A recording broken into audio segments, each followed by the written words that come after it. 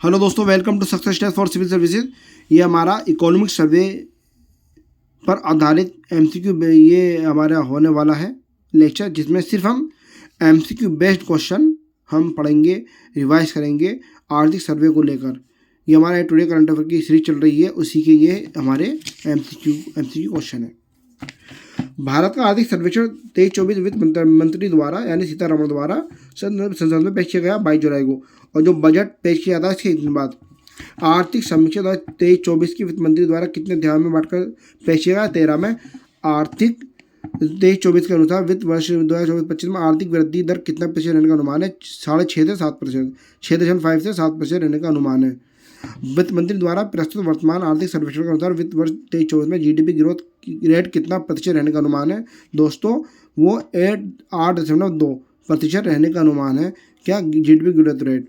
आर्थिक समीक्षा के अनुसार कोविड-19 के बाद वास्तविक जीडीपी में वित्त वर्ष 2020 की तुलना में 2024 में कितना प्रतिशत दिखता? 20% दिखता। देखिए, वर्तमान आर्थिक समीक्षा 23-24 के अनुसार वित्त वर्ष में 2024-25 में भी मजबूत विकास की संभावना है। ये निम्नलिखित में से किस पर निर्भर करेंगी? ये दोस्तों, ये सभी पर, राजनीतिक स्थिति, जलवायु संकट, वित्तीय बाजार पर, सभी पर ये निर्भर करेंगी। आर्थिक समीक्षा के अनुसार वित्त वर्ष 2023-24 में खुदरा महंगाई में औसतन कितनी प्रतिशत की कमी दर्ज की गई है? तो खुदरा महंगाई में 5.4% की कमी की गई है। आर्थिक इकोनॉमिक सर्वे 23-24 के तहत आरबीआई के अनुसार वित्त वर्ष 25 तथा 26 में खुदरा महंगाई क्रमशः कितने प्रतिशत रहने का अनुमान है? दोस्तों, जो 25 में 4.5% और 4.5% और 4.1% रहने का अनुमान है 25-26 में। यार देख सकते हैं इसमें जो है कि इसमें कमी दिखा रहा है, इसमें रहने का अनुमान है। आईएमएफ के अनुसार भारतीय खुदरा मुद्रास्फीति दर 23-24 में कितना प्रतिशत रहने का अनुमान है? 4.6% रहने का अनुमान है, आईएमएफ के अनुसार है। दोस्तों, आप इसे रिवाइज करके बार बार देख सकते हैं। इकोनॉमिक सर्वे 23-24 के अनुसार निम्नलिखित में कौन सा कदम सत्य है? आईएमएफ के अनुसार 25 में खुदरा मुद्रास्फीति दर रहने का अनुमान है।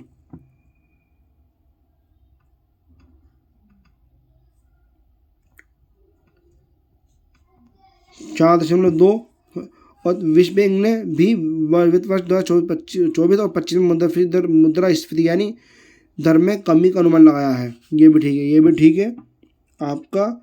और आपको दोस्तों ये वाला, अब इसमें दो आंकड़े दे रखे हैं। अभी कह रहा है आईएमएफ के अनुसार भारतीय खुदरा दर 23-24 में एक में 4.6 कर रखा है, और एक में दोस्तों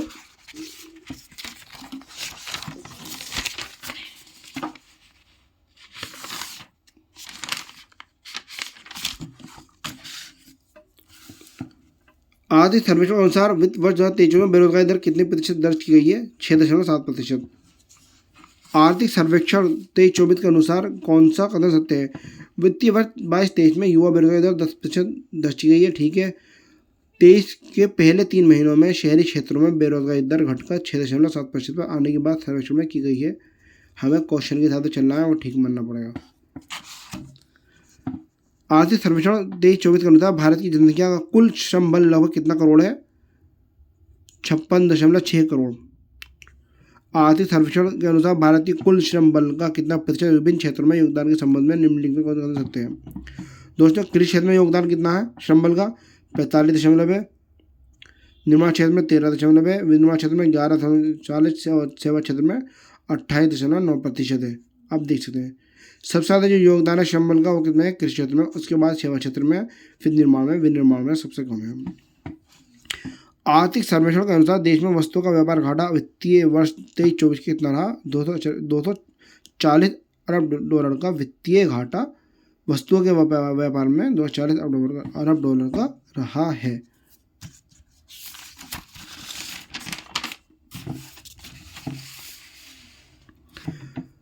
भारत 2030 तक 23-24 जो अभी ये दोस्तों, अगर मैं ना भी बोलूँ तो याद रखना इकोनॉमिक सर्वे के ऊपर ये क्वेश्चन है, हमारे 50 क्वेश्चन होने वाले हैं। तो भारत 2030 तक नवीकरणीय ऊर्जा के क्षेत्र में लगभग 30 लाख करोड़ रुपये का निवेश करेगा। भारत में 2030 तक 500 गीगावाट नवीकरणीय रिन्यूएबल एनर्जी का उत्पादन लक्ष्य रखा है, ये भी ठीक है। वर्ष 2023 तक 30 तक स्वच्छ ऊर्जा पहल से 38 गीगावाट सौर ऊर्जा और 101 गीगावाट नई पवन ऊर्जा स्थापित करके 500 गीगावाट गैर जीवाश्म बिजली उत्पादन किया जाएगा। दोस्तों ये भी ठीक है। आर्थिक सर्वेक्षण के अनुसार निम्नलिखित में से कौन सा कदम सत्य है? वर्ष 2023 में देश में 92 लाख से अधिक विदेशी पर्यटकों का आगमन हुआ। 92 लाख से अधिक। भारत ने पिछले साल पर्यटन में 2.3 लाख करोड़ रुपये से अधिक की विदेशी मुद्रा अर्जित की। विश्व पर्यटन प्राप्तियों में देश की विदेशी मुद्रा आय का हिस्सा 2022 में 1.58% हो गया है। दोस्तों सभी आंकड़े ठीक है, ये आंकड़े सभी ठीक है, ये भी आंकड़े ठीक है। 16 क्वेश्चन के 17वीं के भी ठीक है। अब देखिए 23-24 के अनुसार ई कॉमर्स उद्योग वर्ष 2030 तक कितना अरब अमेरिकी डॉलर पार करने का उम्मीद है? दोस्तों 350 अरब डॉलर, 350 अरब डॉलर रहने का अनुमान है। 23-24 के अनुसार भारत निजी कॉर्पोरेट पूंजीगत व्यय वित्त वर्ष 23-24 में कितना प्रतिशत की वृद्धि की गई है? 19.8%। निजी कॉर्पोरेट पूंजीगत यानी पूंजीगत कैपिटल एक्सपेंडिचर जो प्राइवेट कॉर्पोरेट है। 23-24 के अनुसार केंद्र और राज्यों में कृषि के पूंजीगत व्यय वित्त वर्ष 23-24 में कितना प्रतिशत की वृद्धि की गई है?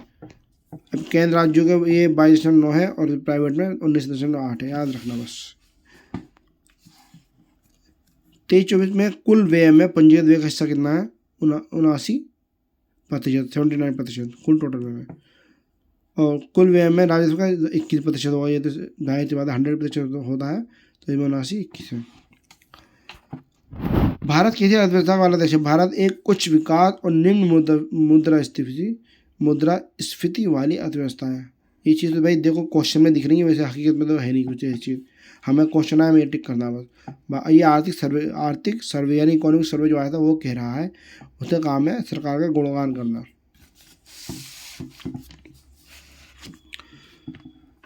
विश्व सेवा निर्यात में भारत का सेवा निर्यात का हिस्सा क्या है? 4.3% है, याद रखना। इकोनॉमिक सर्वे के अनुसार विश्व का दूरसंचार, कंप्यूटर और सूचना सेवा निर्यात में भारत का कौन सा स्थान है? दूसरा स्थान है। अब इकोनॉमिक सर्वे 23-24 के अनुसार चाइना +1 स्ट्रेटजी से भारत के खिलाफ होता है। चीन से प्रत्यक्ष विदेश निवेश को बढ़ावा देकर। चीन से आयात बढ़ाकर नहीं, चीन से निर्यात बढ़ाकर। ये आंसर ठीक है। ऊर्जा दक्षता में सुधार हेतु 2.5 कदम। पर्यावरण के लिए जीवन शैली में मिशन प्रदर्शन उपलब्धि। ये तो 200 सिंपल क्वेश्चन होते हैं, तो सभी टिक करने वाले होते हैं। पीएम सूर्य घर योजना से कितनी गीगावाट सौर के उपज जुड़ने की उम्मीद? 30 गीगावाट, याद रखना। इकोनॉमिक सर्वे के अनुसार पीएम सूर्य घर योजना कौन सा कदम सत्य है? इसके तहत 1 करोड़ परिवारों को हर महीने 300 यूनिट तक मुफ्त बिजली मिलेगी, ठीक है। इससे 17 लाख रोजगार सृजित किया जाएगा, ठीक है। 720 मिलियन टन कार्बन डाइऑक्साइड समतुल्य उत्सर्जन में कमी आएगी, ये भी ठीक है। चलो 4 बार देख सकते हैं। 17 लाख रोजगार, 720 मिलियन, ये आंकड़ा याद कर लेंगे बस।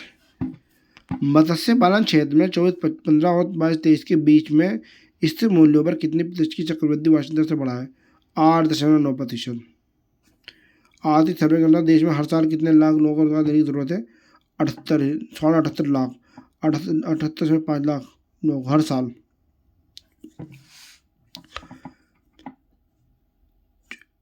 23-24 के अनुसार वित्त वर्ष 2024 के अंत तक कृत्रिम बुद्धिमत्ता यानी artificial intelligence, internet of things, robotics और नैनो टेक्नोलॉजी में कितने DPIIT मान्यता प्राप्त स्टार्टअप होंगे? 13,000 दोस्तों, 13,000 स्टार्टअप होंगे, याद रखो।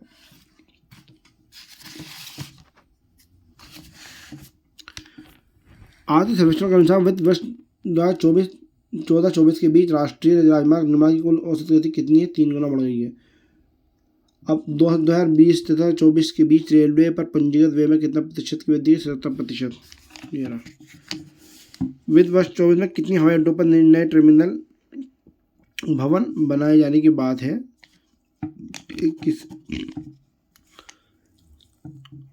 23-24 के अनुसार भारत वर्ष 2024 तक गैर जीवाश्म ईंधन आधारित ऊर्जा स्रोतों से कितने प्रतिशत संचयी बिजली स्थापित क्षमता प्राप्त करने का लक्ष्य रखा गया है? 50%।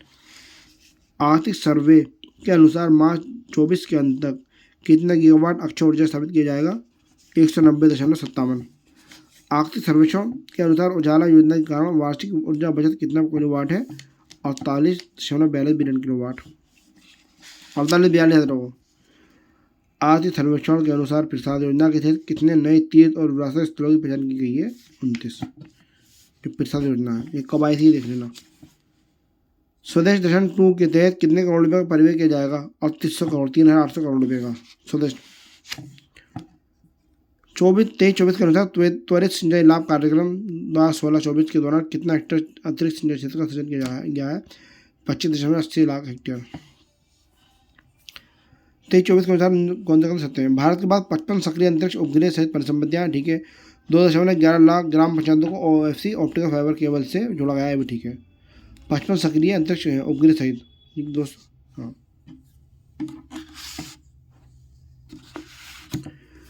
आर्थिक सर्वेक्षण 23-24 के अनुसार व्यापक भारत AI मिशन के लिए कितना करोड़ रुपये स्वीकृत है? 10,300 करोड़ रुपये।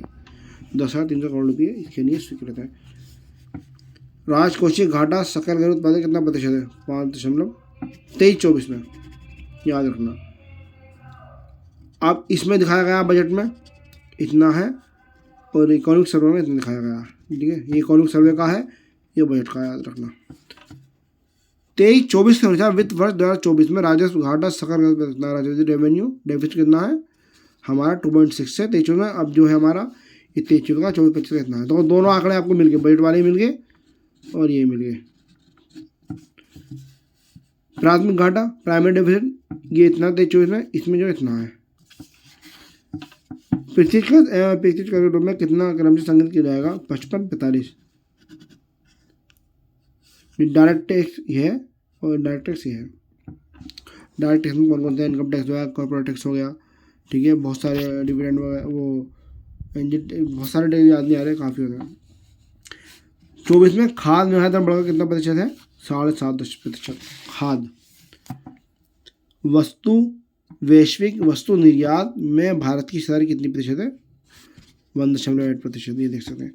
अमृतकाल के विकास रणनीति के लिए आर्थिक सर्वेक्षण 23-24 में निम्नलिखित में क्षेत्रों में से किसका उल्लेख किया गया है?